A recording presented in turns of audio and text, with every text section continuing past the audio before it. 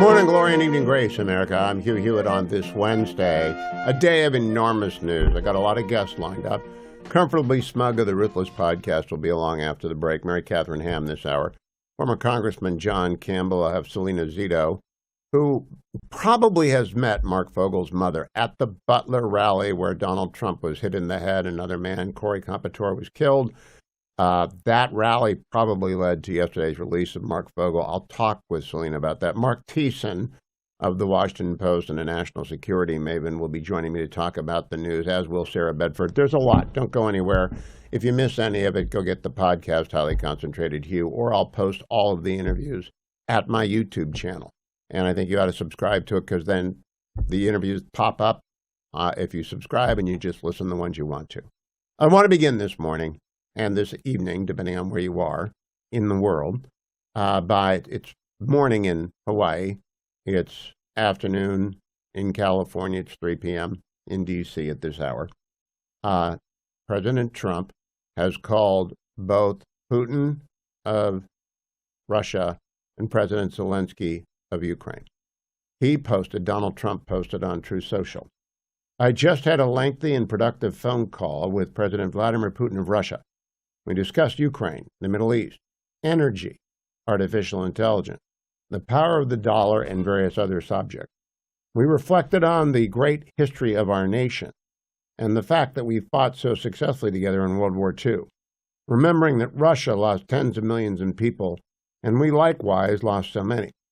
We each talked about the strength of our respective nations and the great benefit that we will someday have in working together. But first, as we both agreed, we want to stop the millions of deaths taking place in the war with Russia-Ukraine. President Putin even used my very strong campaign motto of common sense. We believe very strongly in it.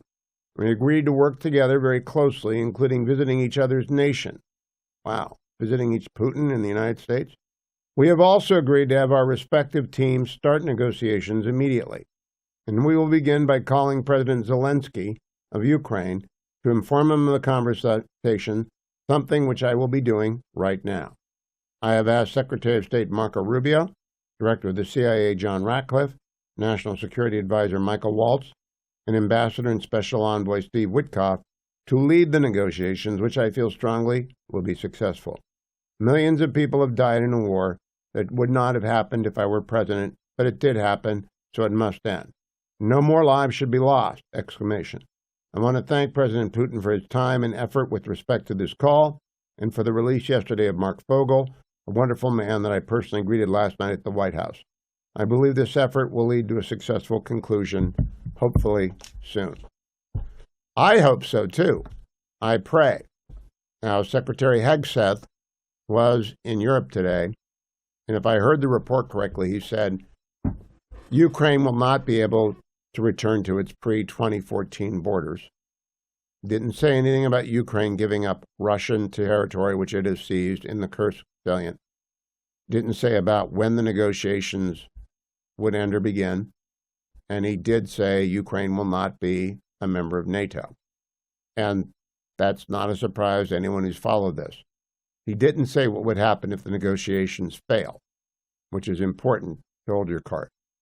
I assume that we will rearm Ukraine with everything that they need if the negotiations fail. We have to have an incentive there for Putin to come to the table, and we don't want a return to the 4 years or 8 years of talks we held with the North Vietnamese to conclude the Vietnam War.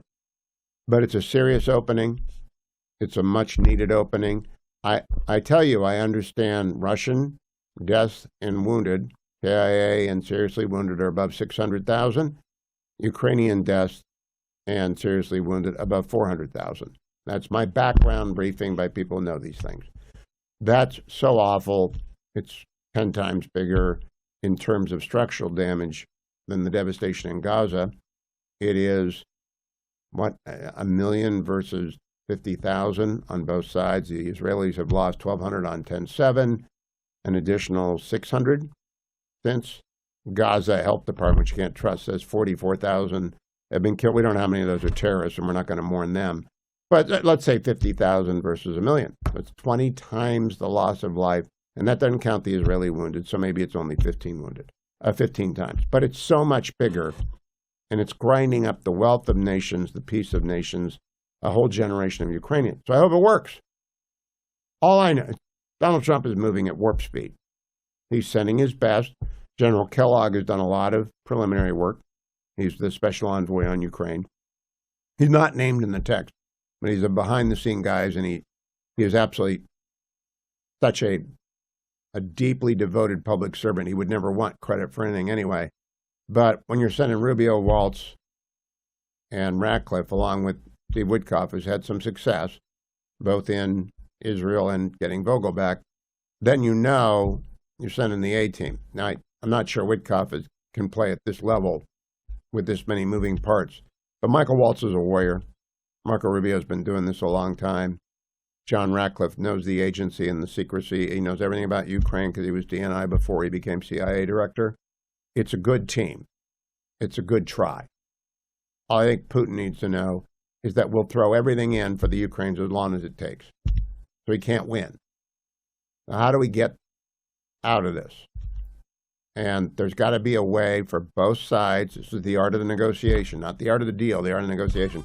There's got to be a way for both sides to claim that they won something, that there's dignity involved for both teams. Both countries have suffered so much and lost so many people that there's got to be a way for Putin not to lose face and for Zelensky not to lose his country. And we make that a lot easier with promises of financial aid and rebuilding.